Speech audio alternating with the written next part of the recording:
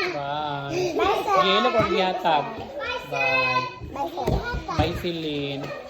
Nay, klase, ugma wala. Na! Okay, wala. Wala. Bernice pa man ugma. Wala lagi. Nay, klase, ugma day. Wala. O, absent ka ugma ha. Yes, sir. Mag-feeding mi ugma ka, nay. Nay, Grace! Nay, nag-birthday atong gahapon, taga New Zealand. Sir, ang kuskil ko ga. Gwapa ang iyang bana kay Kuan, foreigner. Gwapo kaayo. Gatag, Nung may ibog mo laki. Naghatag siya kwarta, mag-feeding ko ugma. Napo, di mo asawa. Wala ko asawa. Magpanion akong mama ni Rowisil kaya siya magluto. Absent ka ugma ha. Pag-spaghetti mi ugma, pansit. Asin ugma, sir. Oh, bantay bitag mulinya ka ugma ni siya ka.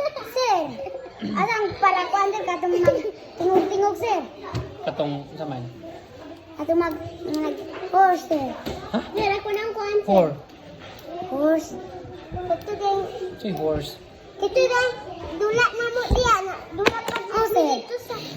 Kuhan, butang ang kabayo, sir. Mayroon ba? Ugma na ako magpadula. Katong kuan, duck.